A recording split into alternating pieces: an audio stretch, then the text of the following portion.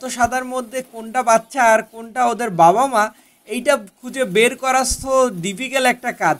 আর এই so difficult কাজটা করতে হয় আর এত ছোট একটা জায়গায়, যেটাতে ধরাটাও অনেক কষ্টের কাজ। মাশাল্লাহ আমরা প্রথমে একটা বাচ্চা ধরে নিলাম, আর যে আমরা মাশাল্লাহ এই পাখি কয়টাই বাচ্চা সংগ্রহ করলাম, যা পাইছি আলহামদুলিল্লাহ। মাশাল্লাহ আমাদের কালো জামা পাখিগুলো ডিম দিয়ে ফেলছে, এই যে আমরা দেখতে পাচ্ছি ডিম। মাশাল্লাহ বলতেই হয়, কালো জামা পাখিগুলো নিয়ে আসার মনে হয় না এখনো 1 মাস হয়েছে। মাশাল্লাহ দেখতে কতটা না সুন্দর লাগছে, ফুলে ফুলে ভরে গেছে আমার হচ্ছে ফুলের বাগানটা। দেখতে কতটা না সুন্দর লাগছে দেখেন ফুলগুলো, একবার হলেও মাশাল্লাহ বলবেন। হ্যালো এভরিওয়ান, আসসালামু আলাইকুম। সবাইকে জুমা মোবারক দিয়ে শুরু করছি আজকের ভিডিওটা।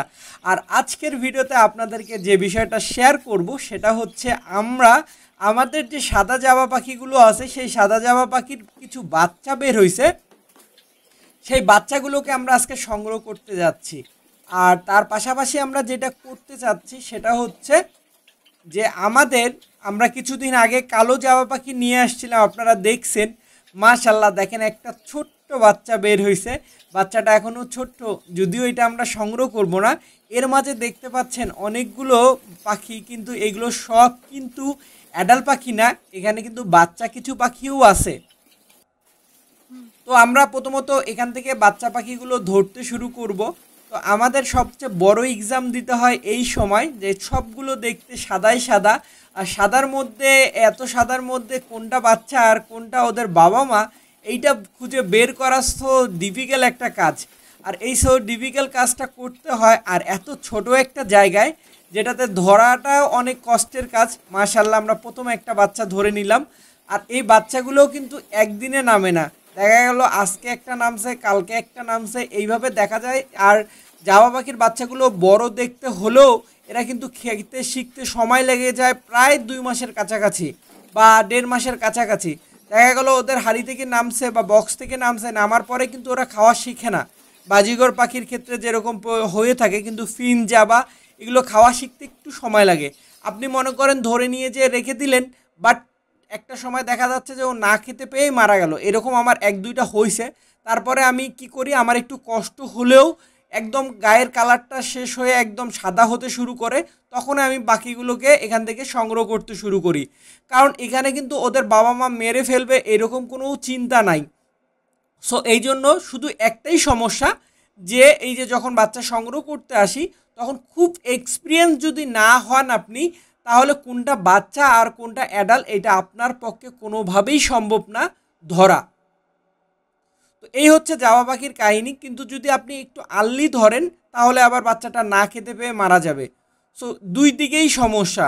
ওই জন্য আমি যেটা করি, যে আপনাদেরকেও সেটাই বললাম, যে ম্যাক্সিমাম 1.5 থেকে 2 মাস বয়স হবে তারপরে এদেরকে আলাদা করবেন, তার আগে আলাদা করবেন না।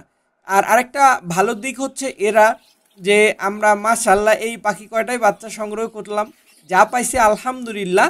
তো আমি যেটা আসলে বলতে চাচ্ছি, যে জামা পাখির একটা ভালো গুণ হচ্ছে ওরা কোনোভাবে ওদের বাচ্চাকে মারামারি করে না, বা বাচ্চার লোম টেনে ছিঁড়ে ফেলে না, বা আঘাত করে না।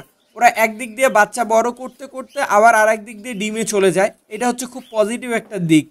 তো আমরা আজকে ঢুকে যেটা হচ্ছে আমরা কালো জামা পাখি নিয়ে আসছিলাম, সেই কালো জামা পাখির অনেকে আপডেট জানতে চাইছিল, কিন্তু আমরা আপডেট দেওয়া হয়নি। আমি ভাবছিলাম যে একদিনেই 2 জামা পাখির কলোনির ভিডিও দিয়ে দিব।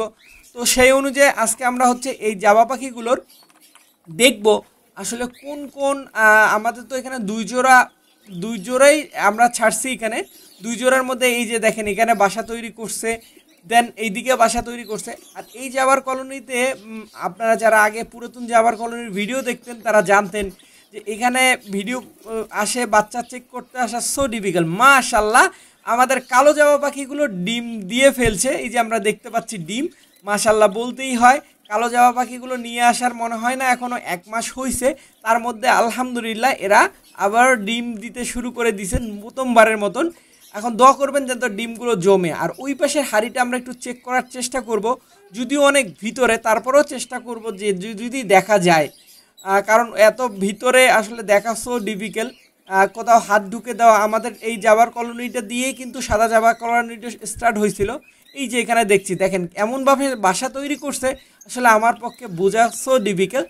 তো তো দোয়া করবেন এরা যেন ভালো কিছু করে। আর এতক্ষণ আমার সঙ্গে থাকার জন্য আপনাদেরকে অসংখ্য ধন্যবাদ। আজকের মতন আল্লাহ হাফেজ, আসসালামু আলাইকুম।